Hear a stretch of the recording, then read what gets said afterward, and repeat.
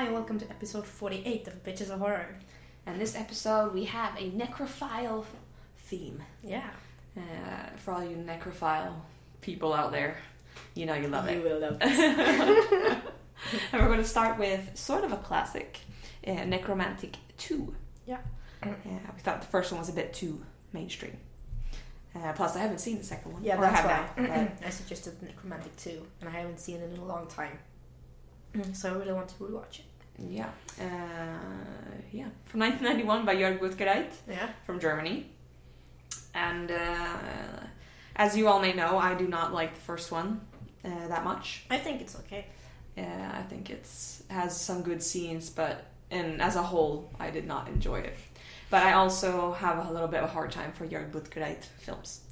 Anecromantic 2, though, is a sequel to the first one. You know, as it continues from where the first one left off. Story, yeah. And it's quite different, but still has his elements. Familiar. Yeah, very. You kind of, if you've seen the first one, you know what to expect. Like, you get it. Yeah, you definitely do. Yes, it looks a lot better than the first one.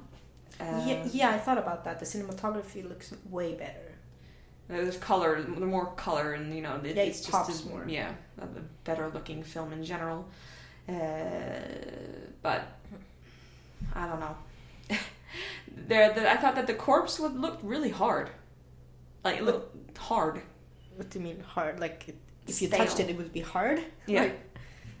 Like stale. I'm not sure. I've never, played with corpses, but maybe like they had to spray stuff on it to make it not. Maybe. I don't know.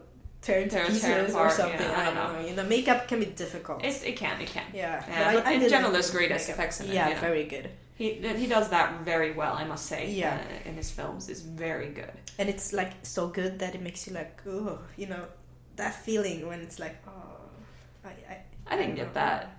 Really. I was like, I'm not going to eat while watching this, definitely. I know that. I have a hard time losing my appetite, though. Like, I'll eat anytime. The only time I've had one moment of, sort of that was when I read a book. Oh. Exquisite Corpse. That book made me actually... Oh. I was eating while I was reading it, and then I was like, had to wait for 5 seconds. I was like, okay, I'm good. I'm like, if I see vomit, piss, or like really? Pus... Piss? Or pus, or something that's... Blood is fine, gore is fine, but anything that's... Anything vomit else, I understand, but... Yeah, I'm not eating for this one. But I think I had some snacks while watching Vomit Gore. Even when I was pregnant, when I watched the fourth one. That was a hard one. There was one part in this that made me lose my mind. And that was when they went to the movie theater. Oh. And they watched this movie about fucking birds. The most boring movie ever in the cinema. Oh my god! And it went on for ages as well. I was like, okay, they're going to watch it and then go home and have sex, whatever. Yeah, that's the thing. There were many scenes in this one that were so slow and like boring, and they were very drawn out. Like the seal scene. Like I remember that vaguely when I saw it the first time, and now I was like, this is so long. Watching a seal like getting slaughtered, and I was like, it's not. But that was real though, wasn't it? Yeah, and it's just... I can't... Yeah, I don't like the real part. That was the same one. The first one had the bunny, right? Yeah, it's always something. Yeah, it's like, why did you have to, like... Just don't. Redo it again? Just don't. and it went on forever. Like, oh, jeez. But that fucking birds, and they were talking about birds, and I was just sitting there... eggs. Screaming and going, fuck the birds! I want the movie to continue. Lots of eggs, like raw eggs. Yeah. Right? Was it raw? I don't know. It looked disgusting. I like eggs, that's fine. Yeah, but I can't do raw eggs. That's disgusting if they were raw. Yeah, I don't eat them raw, but... Yeah. But I did like the main character. The woman? Actress. Yeah, the woman. Yeah. I did like her. She was alright. Yeah. And I like the chemistry between them. Yeah, I like the relationship between her and the guy. And I love that he worked as a porn film dubber. Yeah. Like, that was weird. But he did it with the 2 fingers as well. It's going like this. Does this sound like sex to you? Yeah. I was like if you work in that industry, tell us. Is that how you... Yeah. Yeah, that was fun. But the great thing about these films, they always go out with a bang. Like the endings are always great. Like I love the ending for the first one, and this one was crazy as well. Like whoa. Yeah. Yeah. I don't know. I just thought it was weird as well that seal scene where she had all her friends over, and you're like, who are these people? Yeah. And then they just left, and you're just like, okay, well, what? That scene was quite unnecessary. Like it Yeah, didn't bring anything exactly. to the film, like nothing. Because what I was expecting, this isn't what happened, so I'm gonna say it. But what I was expecting that these women were also necrophiles, and they were gonna be in on, the big shebang. Oh, that would have been amazing. And that was like, okay, not just be there and watch a fucking seal get tortured and killed. So I was like, okay, they're waiting for someone to come so they can like kill him and have sex with him. Sort of like a gangbang necrophile bonanza. But then they just left, and I was like, what? But like, what was the point? I was like anticlimactic. I was just like, no. Yeah. Like just cut that scene out entirely. I don't know. Yeah. I have a really hard time with the music in his films. I really dislike it. I think it gives the film a unserious tone.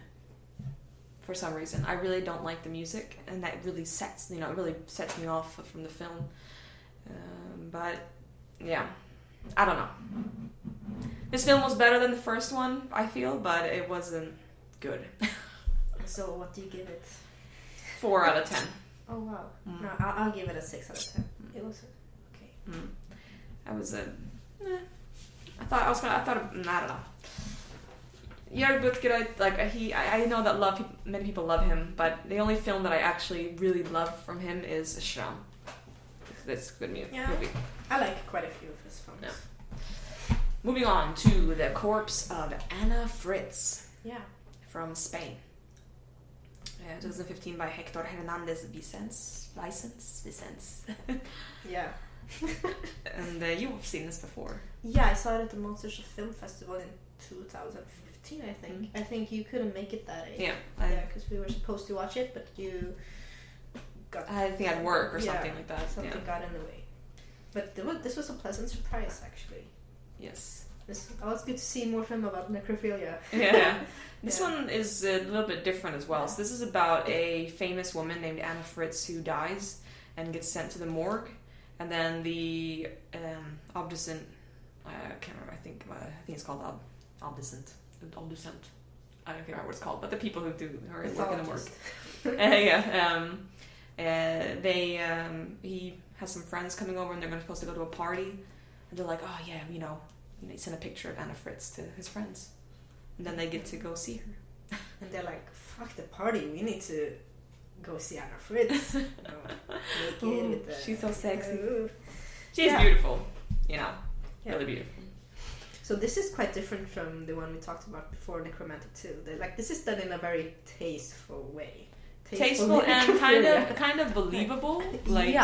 I could see some people who aren't necrophiles actually doing this. Just out of kind of curiosity. Yeah. Yeah. It's a beautiful film. I love the cinematography in this film. Very beautiful. And it really sets the tone for certain scenes. Like in the beginning, it's more of a hey buddy sort of tone, and then it kind of gets really serious. It gets darker and darker and darker. Yeah. And I really like that about the film.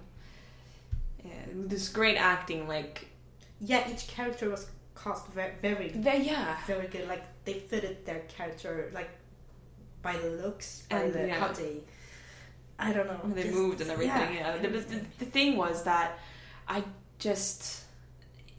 love that they were different characters. Like usually in these films when they had their friends, all of them are douches, and you're just like, how are these people this douchey? But in this one, they kind of have their different roles. Some of them are douchey, some of them are douchier, and some of them are pretty nice. Yeah. And this one really showed that, that some people are just evil, and some kind of do evil things, and then you're but you're not really sure if they're they're good or bad. They are easily manipulated. Exactly. Evil. And then we have the good side, and this film really presents the struggle between the three. Yeah. Yeah, that was a very good relationship between them. was very, very intense and clear, and one thing that I noticed was that the fighting scenes were really bad. Like when they hit, you could see blatantly that they weren't hitting. Yeah, they were far away. But that's mostly had to do with the camera work. Yeah, they should have just positioned the camera differently, and that would have been fine. Yeah, but that was something that I looked at and I was like, oh, then when that happens, if you're into the movie and that happens, you kind of get drawn back and you have to get dragged in again. And that's kind of happened. It was like, oh, that was really not well done. But otherwise, I thought the film was very well done, and it's an original story. Yeah, that's what I like most about it. It's like the story is really good, very creative, very good. There are some things though that you don't really understand. Like, I don't want to spoil anything because I didn't know anything about the story except that it was a corpse who came in and 3 guys were there, and it's best that that's the only thing that you know about this film, because it turns into something totally different and it's really good. I enjoyed most things about this film. Yeah, me too. Loved it. I will give it an 8 out of 10. Same here. 8 out of 10. Yeah, cool. Fantastic. Cool that you liked it. Yeah. Yeah. I like a movie. Your first one. Yeah. So moving on to our next film. Yes. And it's the 13th floor pick of the week. Her name was Torment. And I've been wanting to see this for a while. It's been... Yeah, me too. I've heard about this, but I hadn't thought about it in, I don't know, a year or so. And then suddenly, was it Jeremiah or David who? David. They want to pick the theme for today as well. Yeah. When I watched this. When I read the name, I was like, oh yeah, that movie. Interesting. And it's by Dustin Mills, 2014, from the United States. And it's about a woman who... she's caught, torturing men. She stalks them and then she tortures them. And she pleasures herself with the corpse. Yeah. Pleasures herself with it. Yeah. That's one way to put it. And this is super, super indie, gore, underground film. Yeah. And it shows, but it also has some really good moments. I love the mask. Her mask is amazing. And the best moment for me was some of the gore. Yeah. Some of the gore scenes were really, really good. And the guy being tortured, he was really good playing the tortured victim. And I could see like the pain and fear in his eyes. He was very good. Yes. I liked a lot of how the settings and stuff that they did, and the costume. Like, I love that she was naked and she had a see-through apron with like a utility belt. I love the utility belt. She had it looked like a like what you call it, like a hairdresser's belt that she put knives and stuff in. And she was just picking I'll take this one. This one's good, sort of thing. And I really enjoyed her look. I really did a lot for the film, I think, and also set her tone. And I did like that they mixed different kinds of what do you call it? Different kind of images. First they used a black and white, and then they mixed in with the kind of older filter, and they... I didn't like that. Oh, you didn't? Yeah. I did. That kind of put me off. But I did because they had her in the police station, in interrogating her, and I really liked that, because that gave her a personality, because otherwise she, they didn't talk much. But there they had, they were asking her questions. Why did you do this? Did you do this? And everything, and you could listen to her and you kind of felt what she was going through. Yeah, because most gore and torture films, they just show a victim being tortured and the killer, that's it. You don't need anything more. That's why I like the police scenes also. Yeah, because you get to know her a little bit more. And I didn't... Some of the gore scenes were not as effective as they should have been, though. There was one nail scene, and you could see that it was clip-on nails, not clip-on, but the fake nails put on. And for me, if you can't make it believable, I wouldn't do it. I understand that it's a scene that makes people cringe because it is nails, but it wasn't well enough made to make me cringe anyways, and I usually like, don't right like nail before, scenes. like when she was about to, I was like, Yeah. oh, she's about to do that. I was like, oh, and then I was like, okay, cool. Then can you watch this? This is cool. But they did have some other really gruesome scenes that worked really well. So it was like up and down depending on the scene. But I think it was very intense. Like from the victim's point of view, very intense. And I did like the camera work. Oh, that's what I was supposed to say. Camera work. Camera work. That's a good word. Yeah. I thought it was a bit slow at times, but it was a lot better than a lot of indie torture films. Mm-hmm. It kind of gave me a vibe of vomit gore. Really? Yeah. I haven't seen those, so I don't know. Towards like her explanation for what she did and why she did it gave me vibes from vomit gore. Cool. I don't want to spoil anything, but like those scenes like were like, oh, give me flashbacks. So I'm not sure if he had some inspiration from those films or just coincidental, but you know. Maybe. Yeah. But for me, it's about a 6 out of 10. I'll give it an 8 out of 10. I really liked it. I really liked it. Wow. Like, I wanted to see more. I was like, why is this only 15 minutes? Yeah, it was really short. It should be a longer film. And moving on to our short film, Aftermath, which is like Aftermath. It's like one of my favorite short films. It's also like one of the first gore films I actually saw together with Guinea Pig. It's by Nacho Cerda from Spain, I think. Yeah. I think in 1994. And yeah. And it's about a guy who works as a pathologist and is performing some, what do you call it? Autopsies. Yeah, autopsies on a few victims, and then he suddenly finds that he's becoming aroused by one of them.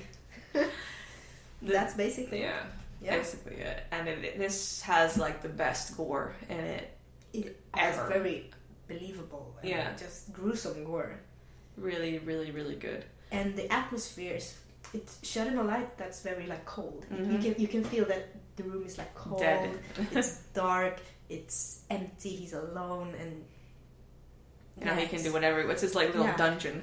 Yeah, it's like almost you're like there with him. You're like watching him, and like, oh, I hope he doesn't catches me watching him. Yeah, like that feeling. This film has there's no speaking in it. No, you can't see his face because he has his mask on. You can see his eyes, and that's really effective because this man who plays the doctor, his eyes are really intense. Yeah, he portrays a lot through his eyes, lots of emotions, without even saying a word. And that outfit or mask, it's really effective. Mm-hmm. It's a really good look, and it's kind of scary. For me though, it's scary, but I find him really sexy. I don't know what it is, but it's necrophilia part. Yeah, definitely. Could do it together. No, but he's sort of mysterious in a way. So I'm really intrigued about him. I want to know more about him. He's a very intriguing character. Definitely.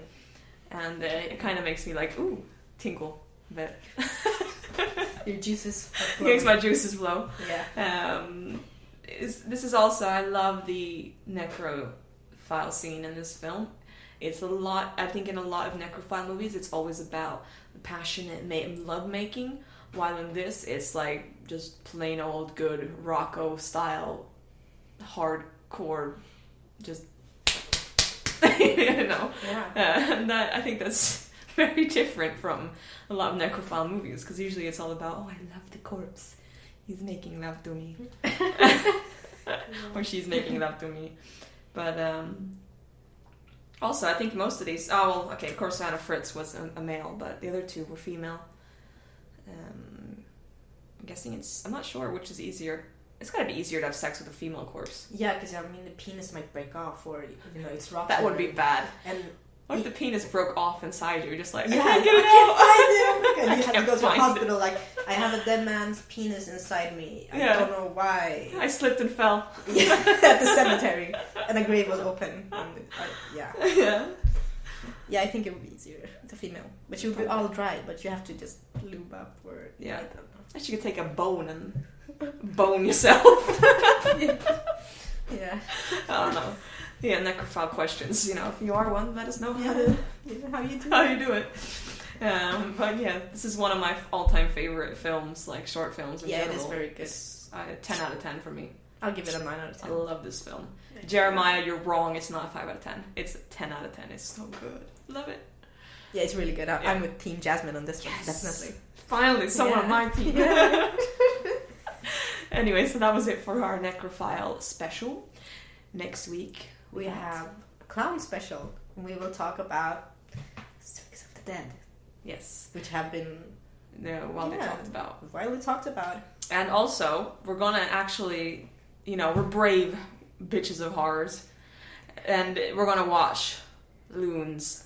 If you remember our first episode, we reviewed Loon, the first one. And it's possibly the worst film ever. Yeah. But now we're going to watch the second one. Because we do believe in giving people second chances. So keep in mind, though, that this film is 2 hours long. 2 hours long. For a movie that was crap from the first one. And this is going to be 2 hours long. So we're going to sit through 2 hours of this film. I'm going to watch all of it, too. I'm not going to turn it off. You better not turn it off either. No, I never turn off. And it better be good, because I'm going to bust some heads in if I have to sit there. It might be the greatest movie we've ever seen. It might. We don't know. And then it'll be like, Loon is bad. We compare it to all the bad films. It's not Loon bad. But then we'll go, it's not Loon's good, but it's pretty damn good. Yeah. We'll see. Yeah. Next episode, get ready. So thanks for watching, and keep liking our videos and like us on Facebook and keep sharing. Yes, and stay horrific. Yeah. Bye.